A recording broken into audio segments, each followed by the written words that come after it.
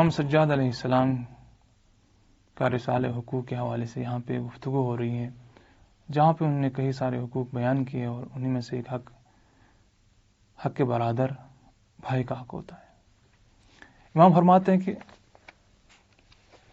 یہ جو بھائی ہے تمہارے لیے ایک قدرت کا ہاتھ ہے، تم خدا کی نافرمانی کے لیے اس کو وسیلہ قرار نہ دو، اسے غلط راہ میں استعمال نہ کرو،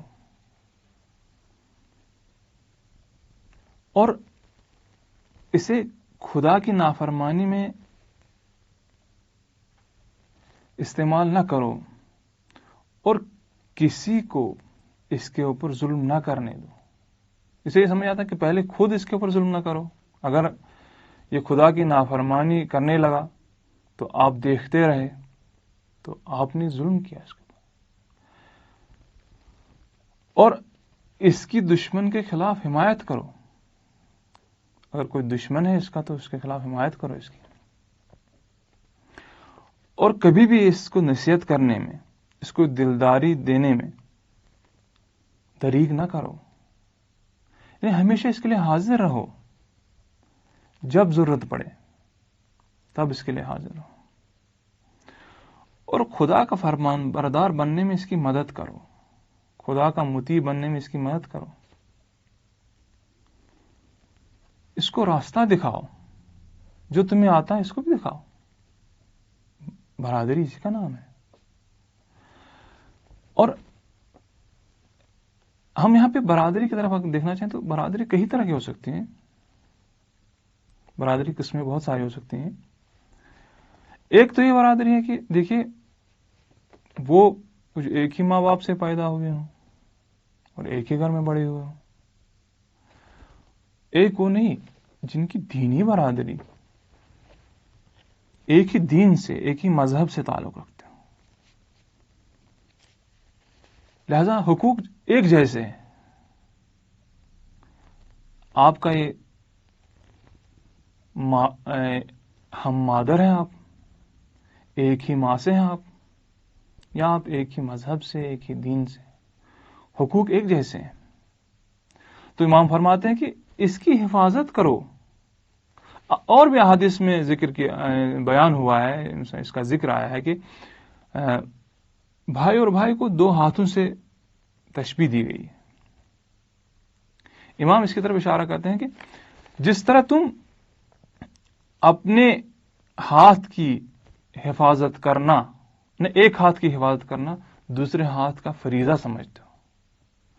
اگر ایک ہاتھ پہ دیکھیے، مان لیجیے ایک ہاتھ پہ کسی چیز کی گندگی لگی تو دوسرا ہاتھ فوراً آ کے اس کو صاف کر لیتا ہے۔ مان لیجیے ایک ہاتھ میں زخمی ہو گیا، دوسرا ہاتھ آ کے فوراً اس کو پٹی باندھنے لگتا ہے۔ درد تو ہوتا ہے اپنی جگہ، لیکن وظیفہ عملی اس کا ایک ہاتھ کا کیا ہوتا ہے، فوراً آ جاتا ہے، فوراً جو ہے اپنی ایکٹیویٹیز جو وظیفہ ہوتا ہے اس میں جو ہے شروع ہو جاتا ہے کام کرنا۔ ہمیشہ ایک ہاتھ کا کام دوسرے ہاتھ پر یہ ہے کہ وہ حرام سے بچا لیتا ہے۔ جیسے اوپر جو نقطہ اوپر بیان ہوا کہ اس کو مطیع خدا قرار دینے میں مدد کرو، یا یوں کہا کہ خدا کی نافرمانی میں اس کو وسیلہ نہ بناؤ، کسی حرام کام میں اس کو مبتلا نہ ہونے دو۔ اگر دیکھ رہے ہو، اگر تمہیں پتہ چل رہا ہے، ایک تو ہے کہ اس مرحلے پہ نہ پہنچنے دو کہ یہ خود جا کے جو ہے کسی غلط کام میں مبتلا ہو جائے، کسی حرام میں مبتلا ہو جائے، خدا نہ کردہ۔ ایک مرتبہ نہیں، آپ کو پتہ نہیں ہے، حد سے بات گزر گئی ہے، لیکن آخر میں جب پتہ چلا تو آپ ہاتھ دھرے نہ بیٹھے، ایسے آپ کا بھائی ہے تو جانے، تو جا رہا ہے تو جانے دے، نہیں۔ آپ ایسا ہے کہ آپ کا وظیفہ ہے کہ جا کے روکے اس کو۔ کہاں سے آپ یہ کہہ رہے ہیں مولوی صاحب؟ دیکھیے رسول اکرم صلی اللہ علیہ وسلم فرماتے ہیں، دیکھیں حدیث منقول ہے، رسول اکرم صلی اللہ علیہ وسلم سے فرماتے ہیں کہ انصر اخاک ظالما او مظلوما، اپنے بھائی کی مدد کرو چاہے وہ ظالم ہو یا مظلوم ہو۔ بھائی مظلوم ہوگا، مدد کرنا تو سمجھ میں آتا ہے، بھائی مدد کی جائے، اس کی مظلوم کی مدد کی جائے. لیکن ایک مرتبہ بھائی ظالم ہے، اس کو کیسے مدد کی جائے؟ بہرحال یہ بات جب ہم آپ نے سنی تو ہم آپ میں ذہن میں تو یہ سوال پیدا ہوا. اس زمانے میں صحابہ نے جب یہ بات سنی تو ان کے ذہن میں بھی سوال آیا. عرض کی یا رسول اللہ صلی اللہ علیہ وسلم کیف ننصر ظالما، ہم کیسے اس کی مدد کریں جب وہ ظالم ہوگا؟ تو رسول اکرم صلی اللہ علیہ وسلم فرماتے ہیں کہ تمنہ عن الظلم، دیکھو اگر تمہارا بھائی ظالم ہوگا تو مدد کرنے کا یہ طریقہ ہے کہ اسے اس ظلم سے روکو، یہ مدد ہے.